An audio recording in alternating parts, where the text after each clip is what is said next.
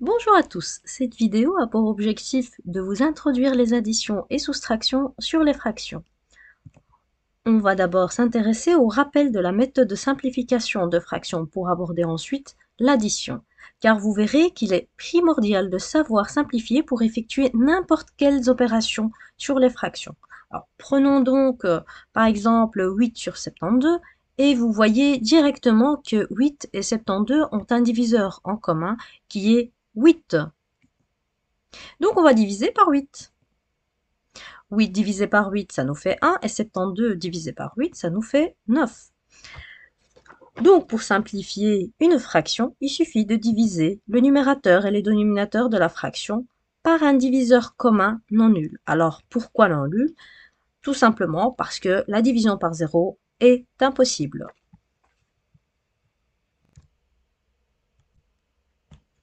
Une autre méthode à utiliser qui prend un peu plus de temps est la décomposition au facteur premier.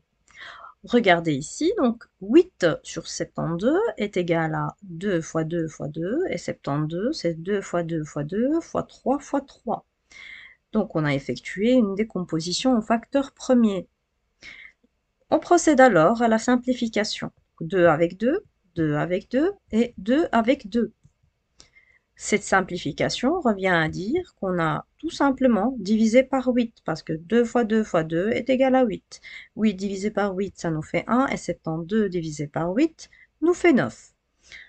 En résumé, pour rendre une fraction irréductible, il suffit de diviser le numérateur et le dénominateur par le PGCD. Donc c'est le plus grand commun diviseur.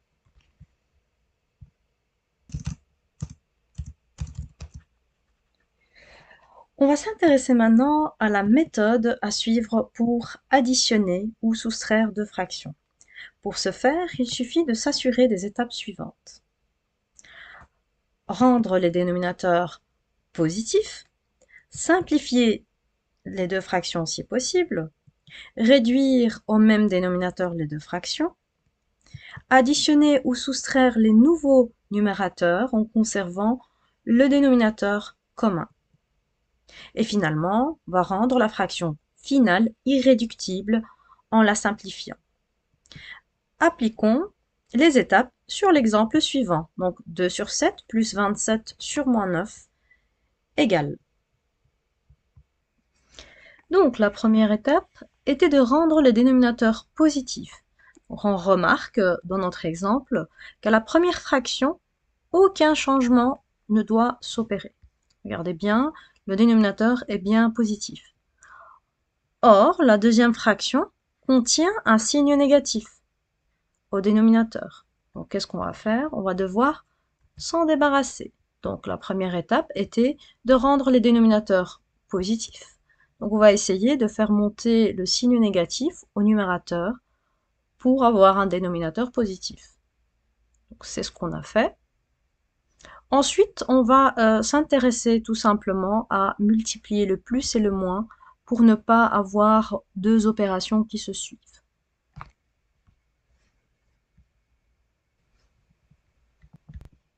Ensuite, la deuxième étape qui est de simplifier les fractions si possible. Donc on va revoir un peu la première étape en noir, la deuxième étape sera en vert, donc on va à chaque fois défiler chaque étape en vert pour faciliter la compréhension. D'accord? Donc pour la deuxième étape, c'est de simplifier les deux fractions. Donc on remarque que la première fraction est déjà irréductible, déjà simplifiée au maximum. Or que 27 sur 9, on remarque quand même qu'il y a le 9 qui est en commun entre le 9 et le 27. Donc c'est le PGCD qu'on va utiliser. Donc 27 divisé par 9, ça nous fait 3, et 9 sur 9, ça fait 1. Donc on va noter 2 sur 7 moins 3 sur 1. Donc nos deux fractions sont bien irréductibles. Donc pour la troisième étape, il faut réduire les deux fractions au même dénominateur.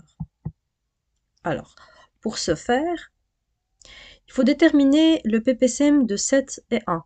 Donc on remarque que 7 et 1 sont premiers entre eux. Ça veut dire que leur PGCD vaut 1. Ce qui veut dire aussi que leur PPCM va valoir leur produit. Donc, le PPCM de 7 et 1 est égal à 7.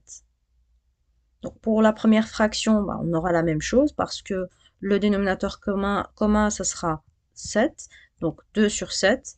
Et pour la deuxième fraction, pour avoir le même dénominateur, il suffit simplement de multiplier le 1 par 7. Et là, vous aurez 2 sur 7 moins 21 sur 7. Et là, vous avez réduit au même dénominateur. Alors, passons à la quatrième étape maintenant, qui nous demande d'additionner ou soustraire les nouveaux numérateurs en conservant le dénominateur commun. Donc, vous avez 2 moins 21 sur 7. Donc, remarquez bien qu'on n'a pas additionné le 7 plus 7. Hein.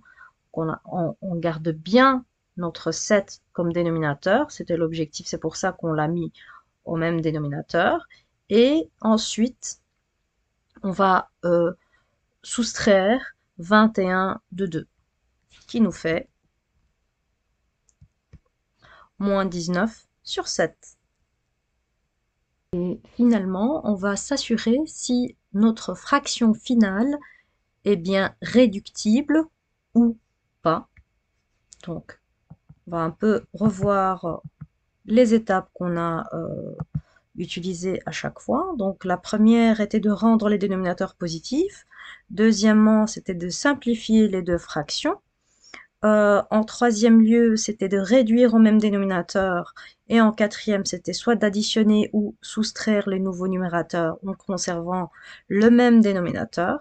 Et finalement, rendre la fraction finale irréductible. Donc on remarque que 19 sur 7 sont deux nombres qui sont premiers entre eux. Donc leur PGCD vaut 1. Ça veut dire que la fraction va rester irréductible.